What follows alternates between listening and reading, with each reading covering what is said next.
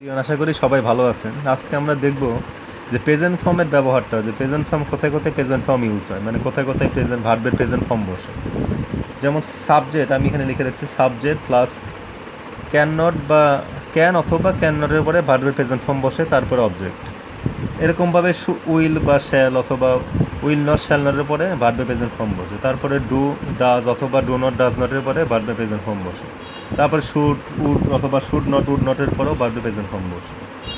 তারপরে হলো মেকের পরে ভার্বের প্রেজেন্ট ফর্ম বসে, এরপরে লেটের পরে ভার্বের প্রেজেন্ট ফর্ম বসে, প্লিজের পরে ভার্বের প্রেজেন্ট ফর্ম বসে, ইম্পারেটিভ সেন্টেন্সের পরে ভার্বের প্রেজেন্ট ফর্ম বসে। ইম্পারেটিভ সেন্টেন্স কোনগুলো? এগুলো হলো আদেশ অথবা উপদেশ ইত্যাদি।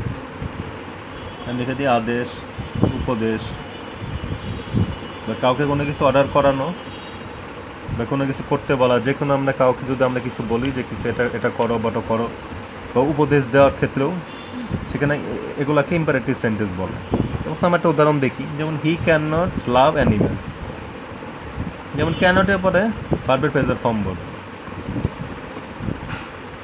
যে সে জন্তু জানোয়ারকে হয়তো পছন্দ করতে পারে না।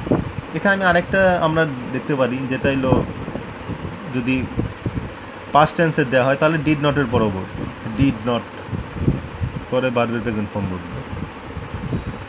আচ্ছা, এখানে তাহলে আমরা দেখি যেরকম he can not love animal, তারপর আই উইল ডু অথবা শুড ভার্বের প্রেজেন্ট ফর্ম, অথবা should not will not do নটের পরে ভার্বের প্রেজেন্ট ফর্ম বলবে। যে make any program, I will not অথবা I should not make any program, এটা আমি এটা প্রোগ্রাম তৈরি করতে পারি না, অথবা করবো না বা করি না বা করা উচিত নয়, এরকমের পরে আমরা ভার্বের প্রেজেন্ট ফর্ম এখানে ইউজ হবে।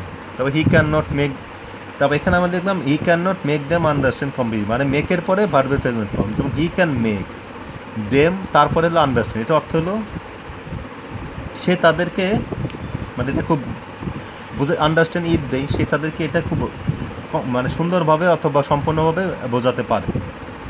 কাউকে বোঝানো বা কাউকে বোঝাতে পারে, এটাতে বলা হয় মেক দেম আন্ডারস্ট্যান্ড।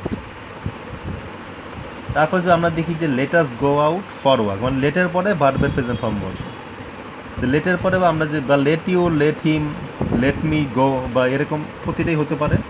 তারপরে লেটের পরে এই জন্য ভার্বের প্রেজেন্ট ফর্ম বসে, যে চলো আমরা এটা করি, যে চলো আমরা ওটা করি, এরকম, বা চলো তাকে এটা করতে দাও, বা এটা তাদেরকে করতে দাও। যেমন লেট ইউ ডো দ্য সাম, যে তাকে অঙ্কটি করতে দাও, তাহলে আমরা ভার্বে লেটের পরে ভার্বের প্রেজেন্ট ফর্ম এখানে বসে। তারপর প্লিজের পরেও আমরা দেখি যে please give me a glass of water, যে প্লিজের পরে এখানে ভার্ব, প্লিজ গিভ, তা আমাকে এক গ্লাস পানি দাও। তো প্লিজের পরে আমরা দেখছি যে ভার্বের প্রেজেন্ট ফর্ম বসে। তারপর পরবর্তীতে আমরা দেখলাম ইম্পারেটিভ সেন্টেন্স, আগেই বলছি যে আদেশ উপদেশ ইত্যাদি হলো ইম্পারেটিভ সেন্টেন্স।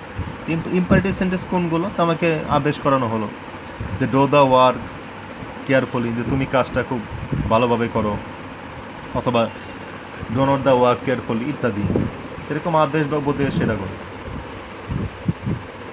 যেমন আর আমরা দেখি রেসপেক্ট ইউর প্যারেন্টস, যে তুমি তোমার বাবা মাকে সম্মান করো ইত্যাদি। এগুলো আমরা আজকে শিখলাম ইম্পারেটিভ সেন্টেন্স। প্লিজ, লেট, মেকের পরে ভার্বের প্রেজেন্ট ফর্ম কোন কোন বিষয়ের কিসের পর পর ভার্বের প্রেজেন্ট ফর্ম ইউজ হয়, এটা আমরা আজকে দেখলাম। তো ঠিক আছে বন্ধুরা, সবাই ভালো থাকবেন। ততক্ষণ পর্যন্ত লাইক, শেয়ার এবং কমেন্ট এবং সাবস্ক্রাইব করুন। যদি কোনো সমস্যায় কমেন্ট করে জানাবেন। তো ধন্যবাদ সবাইকে।